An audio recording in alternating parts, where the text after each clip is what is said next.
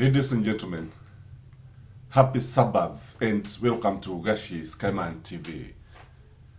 Raila Odinga gave orders to a governor and ordered him to immediately absorb a widow of a former MP into the county government and become an employee of the county government. And I could see people clapping because of this order. And Raila Odinga went further and said that he was also going to take the sons and actually employ them. And this one raised many questions. Before I give a critical analysis about this move by Raila Odinga that actually shocked many Kenyans, that left many people discussing this issue, kindly watch this short clip. Then you explain to us in the comment section what you think about this order.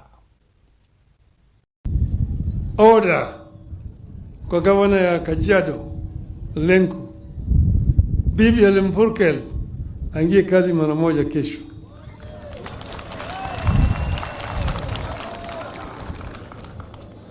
Wale kijana yake wengine mimi nitachukua.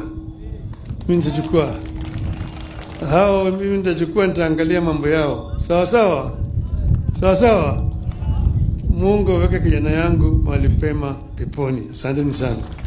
Asante, makofi kwa baba. Asanteni. So, ladies and gentlemen, the big question in this kind of order is, where does Raila derive his powers? In the constitution?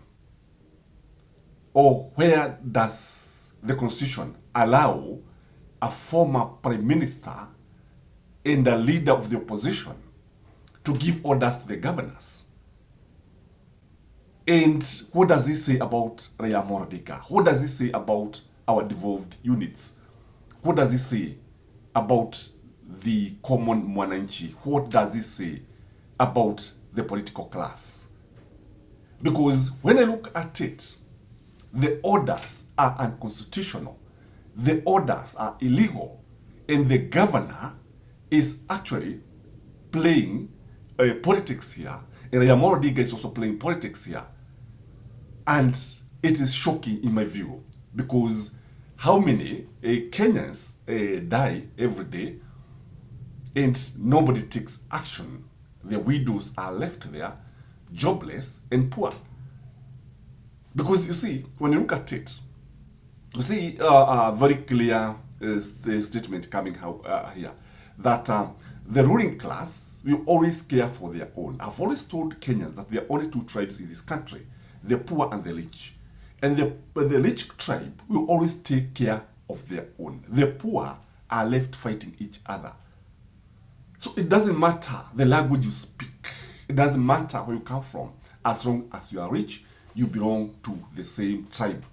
So that is why Raila can move very fast and try to actually save the face of, or the situation of the widow who was left by the former member of parliament. Number two is that it is now very clear that Raila is a co-president. Yes, he's a co-president. It is also very, very clear that he comes out as a de facto prime minister, because even Kithure Kindiki cannot give such powers.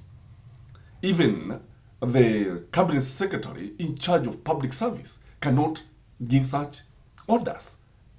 And here comes an opposition leader, simply because he is supporting the government, simply because he's in a coalition with the regime that is badly tainted, that he can now give powers to the governor.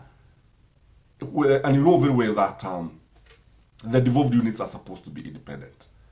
In fact, nobody should give orders to the governor, because when you look at the counties, county are county governments.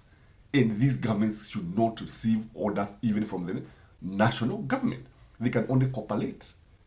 So, ladies and gentlemen, the other thing that is left here or something that comes out here is about loyalty.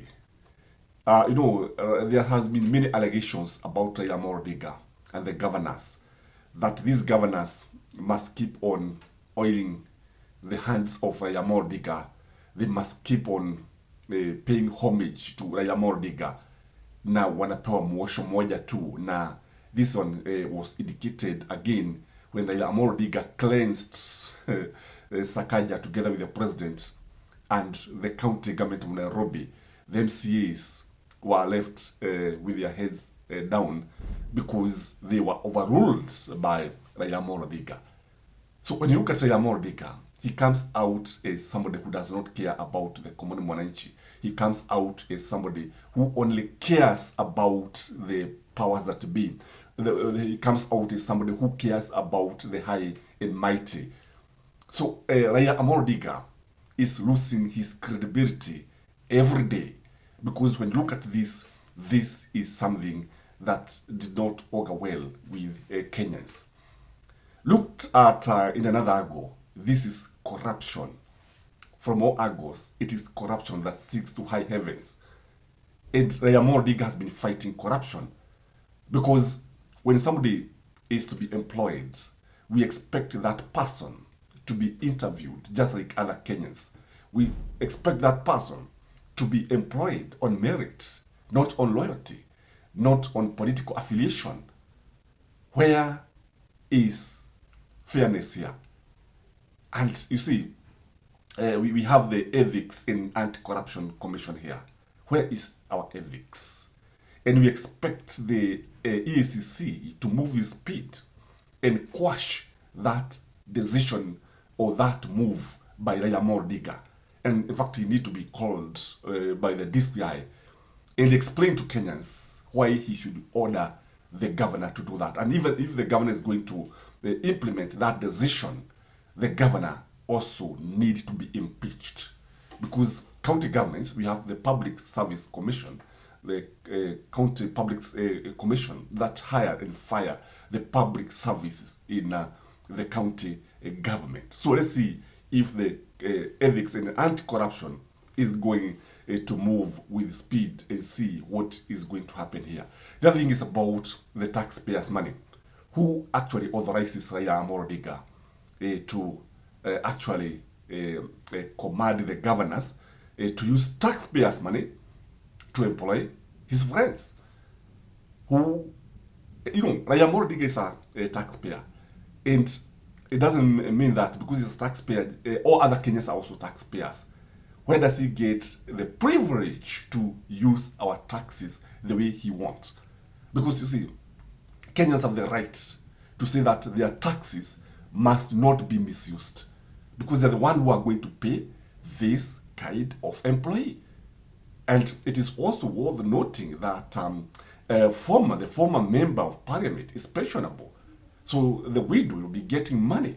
And because Kenyans are not fools, Kenyans need to ask these hard questions, such that Raila Odinga and other leaders should stop doing these kind of things, because they are very, very disgusting from all angles. And you see, when our governors become loyal to an opposition leader instead of being loyal to the voters, because I believe as leaders they need to be loyal to not to Raila Odinga, but to the voters who put them in office. I don't know what you think, ladies and gentlemen, but when I look at this move, I see a situation where politicians will always come out to misuse our taxes. They don't care about the constitution, they don't care about the law, they don't care about the common mwananchi, they just think about themselves. So that is what we call being selfish. That is what we call betrayal. So ladies and gentlemen, please like the video, comment, share, and join this channel and become a member. And till next time, this is Yashis Kaiman. Bye-bye.